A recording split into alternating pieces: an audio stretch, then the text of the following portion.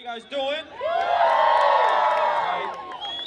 I need all the energy. I'm a poet. You got all these dancers out here doing all this amazing stuff, right? I just got words, so I'm gonna need you guys. So what I do, I'm all about tradition. This is beautiful. Thank you guys for coming out. If y'all want to hear some spoken word, can I get a yeah, yeah? Yeah! Can I get a yeah, yeah, yeah? Yeah, yeah, yeah! Can I get a ah?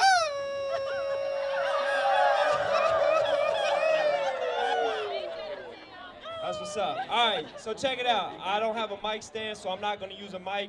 Those of you who are not close enough to hear, that's what's up. Let's go.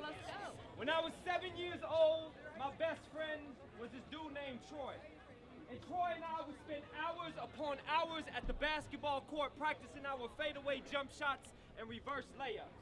We both wanted to be like Mike, so we both wore our matching number 23 jerseys.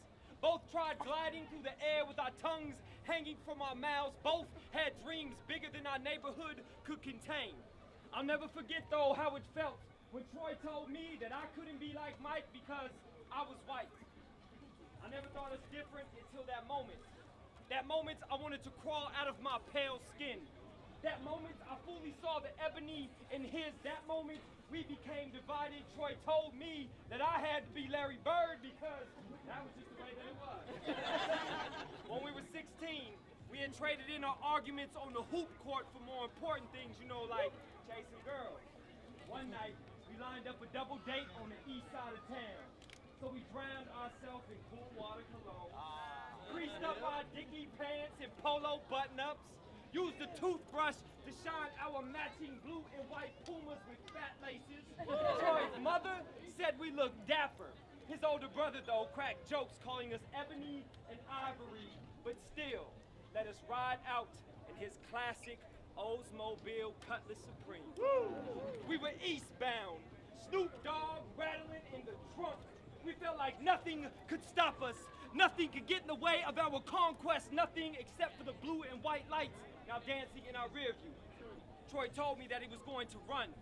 Told me that his mother warned him about situations like these. My mother never had to warn me about situations like these. I tried to convince him that it was going to be okay.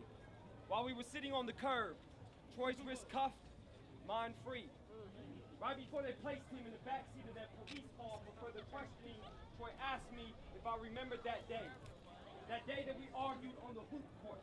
That day that he told me that I couldn't be like Mike because I was white and that was just the way it had to be. He said, Tomas, some days he wished he could just crawl out of his ebony skin. Do you remember the first time you noticed the difference? The first time you noticed you were different? My favorite quote states, that which separates us is small in comparison to that which ties us together. This made me think of Troy and our differences. Our arguments on the hoop courts, the night we headed eastbound, the pain we both felt in two very different situations. We both wanted to crawl out of our skin for two very different reasons. Privilege is a very, very real thing and we cannot ignore that, but pain will always, always be relative. When I shared this poem with Troy for the first time, there was a bit of an awkward silence. We don't do emotions well. And then he broke that silence and said, still can't be like Mike, though. But it's not because you're white. It's just because you were never really that good of a basketball. Thank you guys so much. Wow. Thank you, bro. Thank you.